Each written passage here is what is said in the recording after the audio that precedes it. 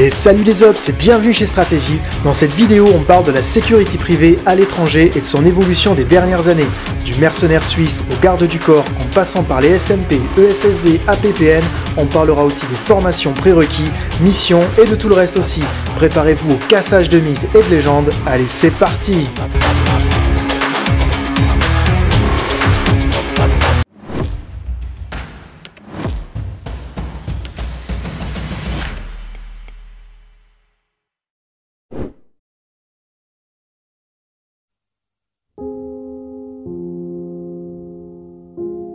Nous avons tous connaissance de l'emploi de soldats privés aux spécialités parfois spécifiques et de leur usage dans la plupart des guerres, et ce, depuis des siècles.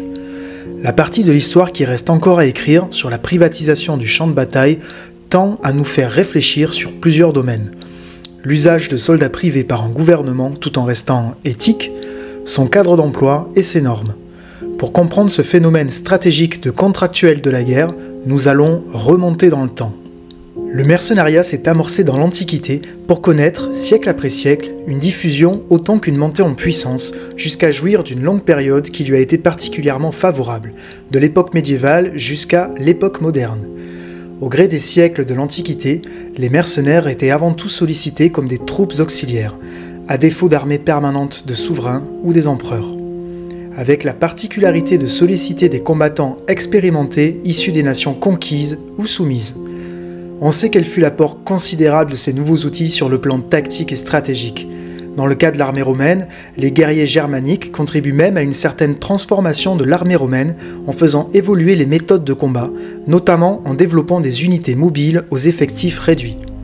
Ça affiche surtout l'avantage majeur pour les souverains de disposer de manière quasi instantanée de forces opérationnelles résistantes rompues aux techniques de combat. Ligures, Lusitaniens, frondeurs baléares, cantabres, cariens, lydiens et archers de Cappadoce ou de Crète, autant d'autres nationalités qui composent de formidables troupes mercenaires. Dès lors, progressivement, s'érigent des armées vénales, à la cohésion et à l'ardeur patriotique fragile, une situation qui traverse les âges et que l'on perçoit assez nettement durant les guerres médiévales, notamment en France ou dans les États allemands, en Espagne ou en Italie. Le processus est fort développé durant la guerre de 100 ans, qui témoigne de l'importance de l'emploi de mercenaires, même si, dans le royaume de France, Charles VII, puis Louis XI, s'appliquent à façonner les prémices d'une armée nationale. L'Italie, dans un contexte de fragmentation politique entre les cités-États, comme Florence, Milan, Venise et Naples, donne ensuite l'impulsion aux condottieri comme Francesco Sforza, Sigismondo Malatesta ou Bartolomeo Colleoni, qui, avec leurs troupes, s'illustrent dans toute l'Europe. Pendant toute la Renaissance, seigneurs de la guerre, ils sont désireux de voir se prolonger les conflits auxquels se substituent ensuite les piquiers suisses et les Landsknechts allemands. S'ouvre alors une nouvelle époque où le concept d'État-nation s'affirme, conjointement à la constitution d'armées permanentes où l'infanterie joue un rôle croissant, validé par la généralisation des armes à feu qui, à partir du XVe siècle, change la donne en matière d'affrontement. Ces nouvelles armées, dans lesquelles s'intègrent de plus en plus les militaires étrangers, s'étoffent via les précieuses incorporations sous forme d'engagement ou de souscription. Malgré tout, le mercenariat se perpétue, certes de manière moins extensive ou généralisée, mais de façon assez vive au cours de conflits majeurs. Pour le reste, s'ouvre une phase historique où l'implication se fait plus individuelle, mettant en lumière des aventuriers, personnalités militaires et politiques marquantes comme Maurice de Saxe, pour ne citer que lui, qui servit Pierre le Grand contre les Suédois, puis contre les Turcs, avant de se mettre au service de la couronne de France en 1720, lui permettant ainsi de devenir maréchal de France, maréchal des camps, puis des armées du roi après sa victoire à Fontenoy. Avec le XIXe siècle, s'amorce une nouvelle forme d'engagement dans un conflit sans que l'expérience militaire préalable soit impérative, le volontariat avec comme seul vecteur l'idéalisme. Un phénomène que l'on observe alors en Amérique latine et du Sud, ainsi qu'en Afrique et au Moyen-Orient. La première moitié du XXe siècle se caractérise par un net recul des mercenaires et volontaires dans des conflits armés. Deux guerres mondiales absorbent les motivations en la matière, en dehors de la guerre d'Espagne, qui attire massivement mercenaires et volontaires, comme les 10 000 Français qui intègrent les brigades internationales. Quelques 53 nationalités sont ainsi représentées au sein des 5 principales brigades qui rassemblent plus de 35 000 volontaires. A l'inverse, la seconde moitié du XXe siècle, avec la guerre froide, focalise bien des aspirations guerrières, en vertu des diverses crises et conflits inhérents à la décolonisation, en particulier sur le continent africain, où la création de nouveaux États, loin d'être limpide, offre au mercenariat un nouveau souffle du Congo belge au Biafra, de l'Angola au Mozambique. Qu'il s'agisse d'anciens militaires en provenance de troupes d'élite, fins connaisseurs des techniques de guérilla expérimentées en Indochine puis confrontés en Algérie pour les Français, les mercenaires mettent leur savoir-faire au profit soit de régimes socio-communistes, comme les Cubains et les Soviétiques, soit de régimes dits libéraux, dont la corruption est loin d'être un épiphénomène. D'autres sont ciment diligentés par les services secrets de leur pays, comme ce fut le cas pour le soutien du bloc de l'Est au régime marxiste, ou encore à l'image du français Robert Denard, dont le parcours de soldat de fortune est fortement lié au SDEC, service de documentation extérieure et de contre-espionnage, ancêtre de la DGSE, Direction générale de la sécurité extérieure, les services secrets français.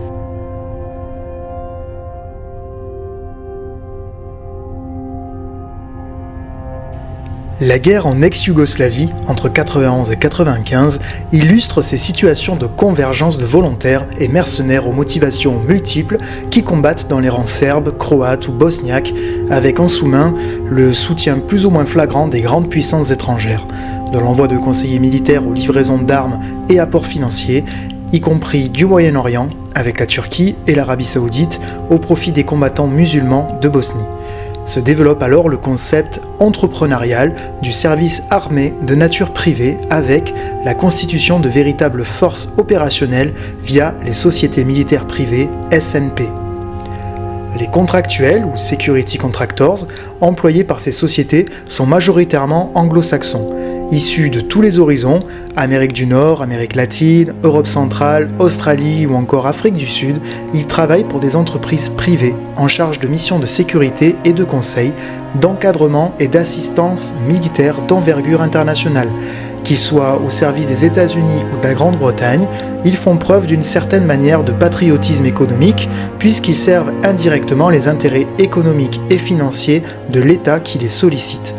Certaines sociétés privées interviennent ainsi de manière à peine voilée pour des entreprises de lobbying, d'extraction minière, diamantifère ou pétrolière, dans des pays instables comme dans les années 90, avec la Sierra Leone, l'Angola ou la République démocratique du Congo. Leur implication dans le jeu nébuleux et immoral de certaines multinationales contribue d'ailleurs au prolongement des conflits.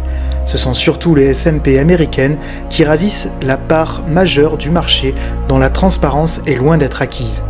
Parmi elles, la société MPRI, créée en 1988 par 8 généraux américains en retraite, est sans doute la plus connue. Des entreprises cotées en bourse qui sont et qui ont une telle assise culturelle aux États-Unis qu'elles assurent même l'encadrement carcéral. Ainsi, la Wackenhut Corporation fournit-elle le personnel des pénitenciers américains, de même qu'elle assure en particulier dans les années 90 la protection d'ambassades américaines à Kinshasa, Bahreïn, en Italie, au Royaume-Uni et en Afrique du Sud. Les prestataires américains et britanniques jouissent de nombreux contrats qui les font intervenir au Moyen-Orient. Pour la seule année 2004, la valeur globale des contrats signés au profit de pays de la région s'élève à près de 4 milliards de dollars. Dans ce cas, strictement américain, le Pentagone, entre 1994 et 2002, a signé plus de 3000 contrats avec des sociétés militaires privées ou assimilées comme telles. Une véritable sous-traitance militarisée pour un montant total de plus de 300 milliards de dollars.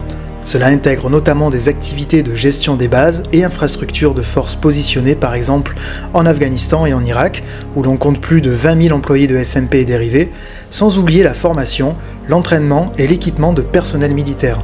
Les contractors opèrent aussi au profit des ONG et des médias occidentaux en assurant des missions de protection rapprochée ou de convoyage. Et il n'est pas rare que la protection rapprochée de responsables politiques britanniques, américains ou même des Nations Unies, en déplacement notamment en Irak, soit régulièrement assurée par les contractors, anciens membres des forces spéciales.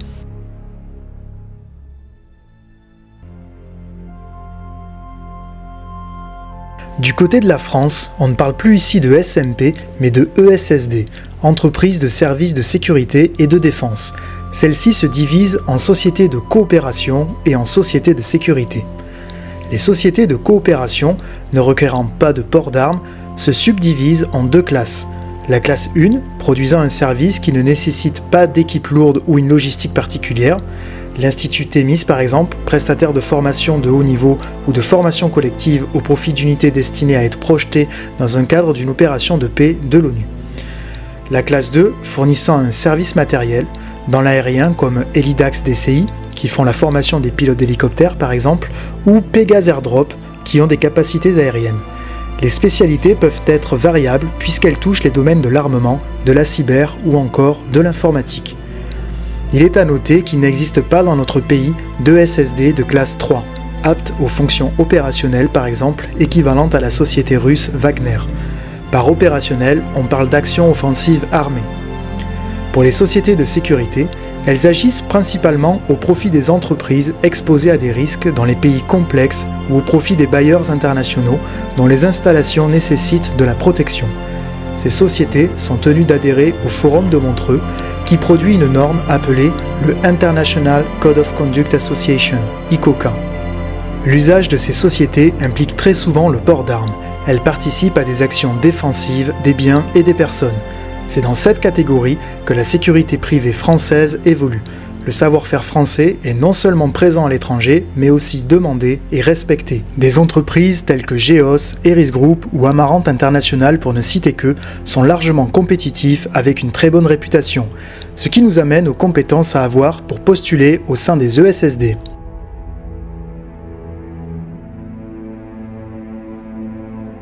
En termes de profil type, on pourrait déjà citer des compétences de base à avoir. L'anglais.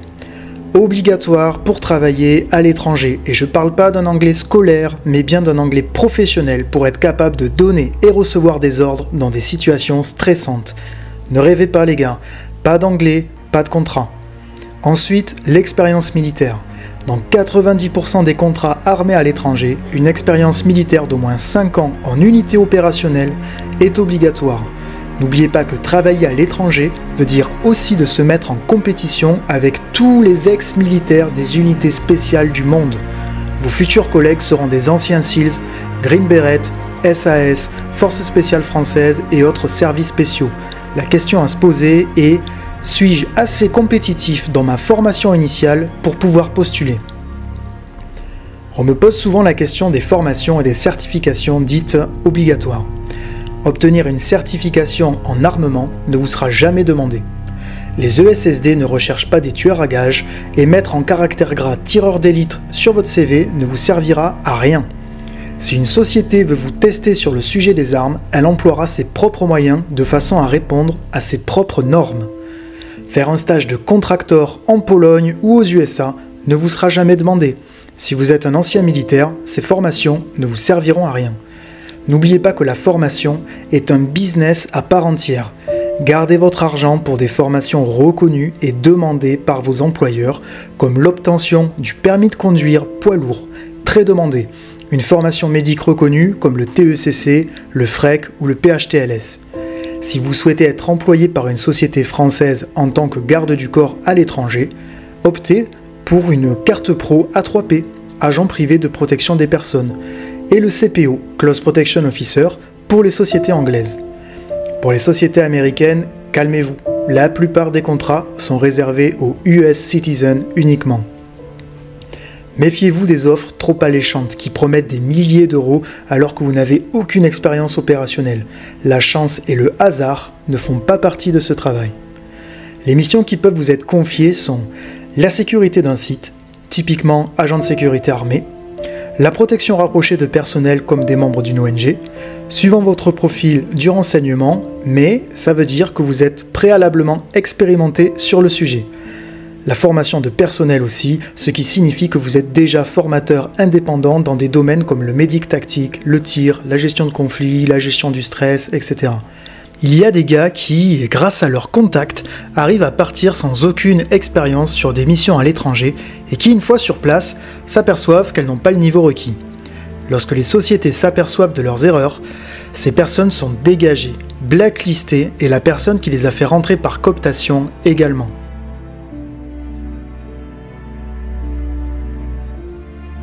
Engagez-vous dans l'armée, faites une belle carrière en unité spéciale ou autre et ne quittez pas l'institution sans savoir exactement où aller. Il n'y a pas que les contracteurs dans la vie. La France a besoin de vous à tous les niveaux de sa sécurité.